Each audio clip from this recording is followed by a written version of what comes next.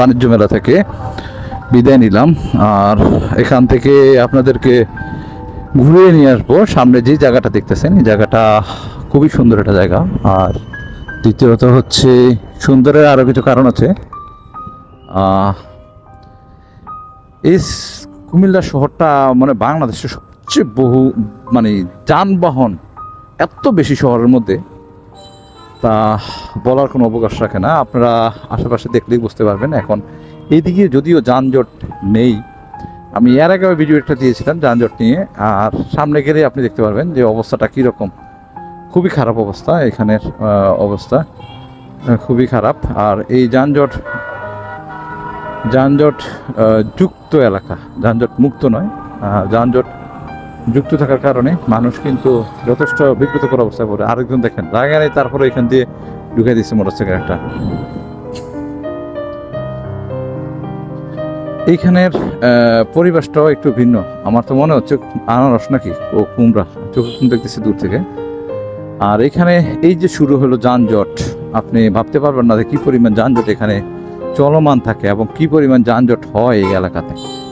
প্রত্যেকটা জায়গাতেই যানজট থাকে, তবে এইখানের মতো এতটা যানজট থাকে না। এখানে যানজটের মূল হোতা হচ্ছে আপনার অটো রিক্সার অবস্থা খুবই খারাপ।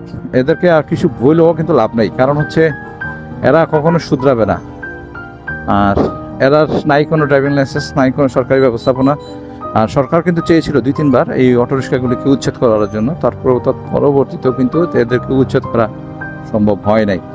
আর সিটি কর্পোরেশন আদৌ কি কোনোদিন সম্ভব হবে তাও আমার জানা নেই, কারণ এদেরকে উচ্ছেদ করার মতো অবস্থা কারো হয়েছে বলে আমার মনে হয় না। কারণ এদের এত পরিমাণ দাপটে বেরিয়ে যাচ্ছে বলে লাভ নেই। তো দেখতে থাকুন যানজট কুমিল্লার।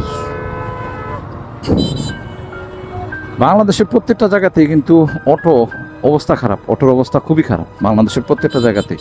এর মধ্যে হচ্ছে কুমিল্লা অন্যতম বিরক্তিকর একটা অবস্থা, অটোর যে যানজটের অবস্থাটা।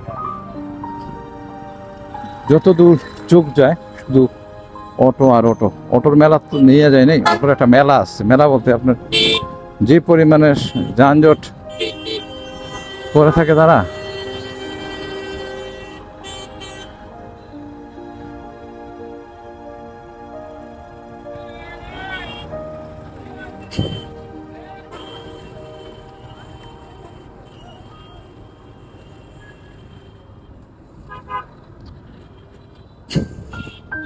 শহরটা কিন্তু গত 10 বছর আগেও কিন্তু এমনটা ছিল না। এখন চতুর্দিকে শুধু বড় বড় দালান কোঠা দেখতে পাওয়া যায়।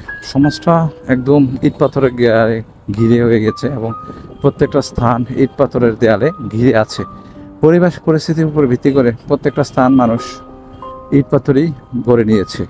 নেই কোনো শৃঙ্খলা, নেই কোনো নিয়ম নীতির বেলায়। কারণ হচ্ছে মানুষ শুধুই জানে তার ইট পাথরের বিল্ডিং গড়ে তুলতে হবে, এতটুকুই সে জানে এবং এটাকে সে মেনে নিয়েছে এবং এটাকে মনে প্রাণে বিশ্বাস করে থাকে। দেখেন বহুতল ভবনের জন্য এখানে অ্যাপার্টমেন্টের জন্য বিশাল বড় বিল্ডিংয়ের একটা ছবি এখানে আকৃত করা আছে এবং প্রতিটা সম্ভবত নয় প্লটে কতটা ফ্ল্যাট থাকবে সেটারও ব্যবস্থা গ্রহণ করা হয়েছে এবং ইট পাথরে একদম আচ্ছাদিত অবস্থা।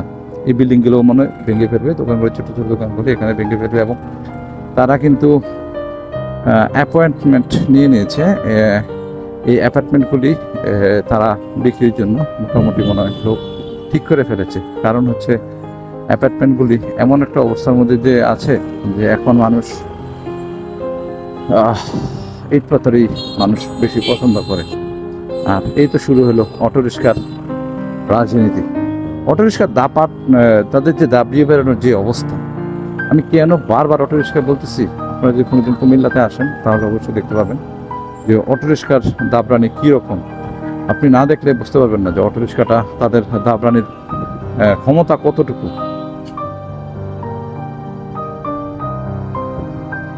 আর কুমিল্লাবাসী যারা আছেন এখানে যদিও বড় বড় বিল্ডিং তেমন একটা দেখতে পাওয়া যাচ্ছে না, তারপরেও দেখেন অনেকগুলো বিল্ডিং আছে। এই যে আমার 2 পাশে দেখতে পাচ্ছি বড় বড় অ্যাপার্টমেন্ট, আর এই অ্যাপার্টমেন্টগুলি কিন্তু বহুতল ভবনে এবং এগুলো কিন্তু দীর্ঘদিনে নয়, অল্প দিনেই এগুলি হয়েছে এবং এই অল্প দিনের মধ্যেই কিন্তু এই অ্যাপার্টমেন্টগুলি অবস্থা খুব নাজুক হয়ে গেছে। এবং নাজুক এই জন্য বলছি যে এলাকার সৌন্দর্য নষ্ট করার ব্যাপারে তাদের ভূমিকা অনেক বেশি। এবং বর্তমানে কুমিল্লা শহরে বড় বড় বহুতল অ্যাপার্টমেন্টের অনুমতি দিচ্ছে না যতটুকু জানি, ছোটো ছোটো বাড়িগুলিতে। তবে বড় বড় যেগুলো আছে, বড় বড় অ্যাপার্টমেন্ট যেগুলো আছে, এগুলো রাস্তার ধারে যেগুলি, এগুলোর অনুমতি দিচ্ছে ছোট ছোট বাড়িতে। এবং 10 ফুট রাস্তা রাখার জন্য কিন্তু সিটি কর্পোরেশন একটা বাধ্যবাধকতা করে রেখেছে যে আপনি বড় যদি বিল্ডিং করতে চান 2 থেকে 4 তলার মধ্যে, অবশ্যই আপনার বাড়ির রাস্তাটা রয়েছে সেই রাস্তার পরিধি বড় থাকতে হবে, মিনিমাম 10 ফুট থাকতে হবে। তার পরবর্তীতে আপনি করতে পারবেন বহুতল ভবন বা 5 তলা বিল্ডিং জন্য অনুমতি পেয়ে যাবেন, আদারওয়াইজ আপনি পাবেন না। তো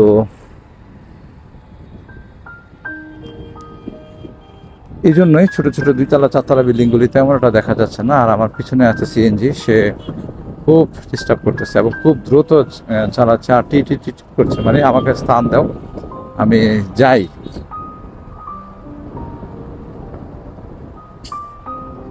এই জায়গাটা একটু ফাঁকা দেখা যাচ্ছে, অবশ্য এই জায়গাটা ফাঁকা দেখা গেলেও সামনে কিন্তু জানি না ফাঁকা আছে কিনা। সামনে গেলে অবশ্যই যানজট আছে, আর এই যানজট কিন্তু ছোটোখাটো যানজট নয়, এই যানজটটা হচ্ছে বিশাল আকারের যানজট, যেটা আপনি ভাবতে পারবেন না যে কত বড় একটা যানজট। ঢাকা শহরে গুলিস্তানের যানজটের চেয়েও কোনো অংশ কম নয়।